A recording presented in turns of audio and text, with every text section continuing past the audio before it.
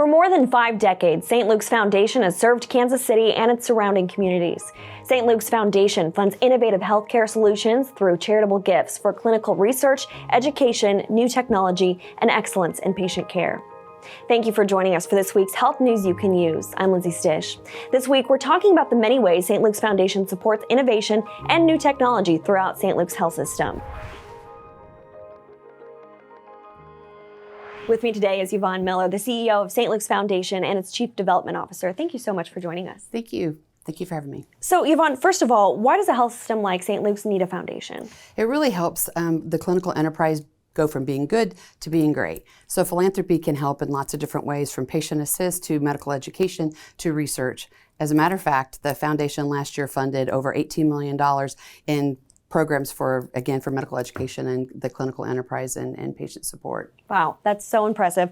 So tell me more about some of this research and the research programs that St. Luke's Foundation supports with the help of its donors. And we have a pretty robust research program, particularly in our cardiovascular space. So we have it's called Clinical Scholars, and we have clinicians that spend anywhere from half their time to a little of their time doing research. They have programs they fund and protected time for peer review articles. They travel across the country and the world presenting on their research and on their findings. And last year they had more than 300 peer review articles. Wow, that's fantastic.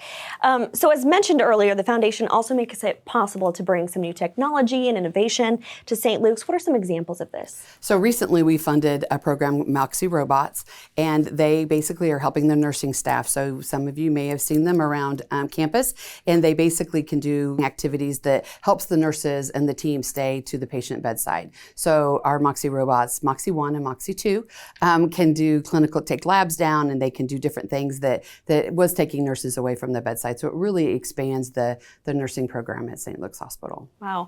And I understand there's some innovative technology in the cath lab too. Can you tell me about that? Yeah, absolutely. So we recently funded a program, and it's called Rampart.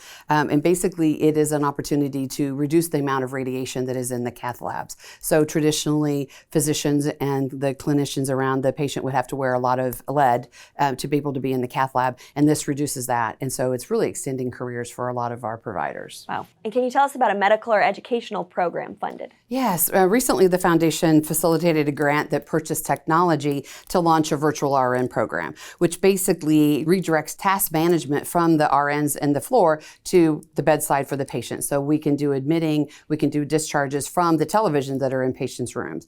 Last year, it saved 1,600 hours of nursing time, and it's turned out to be a really great program. Helps prevent nurse burnout as well. Okay. And what's your final takeaway message for those who are watching? Philanthropy is personal, and I think people give to things that they know and love. As a consumer, as a patient, and a donor to St. Luke's, I'm very grateful for the care that my family has received. My father-in-law has gotten exemplary care with our cardiovascular service program, and so I am thrilled to be a donor. I'm grateful to be a donor, and I give because it's personal. Well, thank you so much for joining us. Thank you. To learn more about St. Luke's Foundation and how you can help make a difference, visit stlukeskc.org/St-Luke's-Foundation.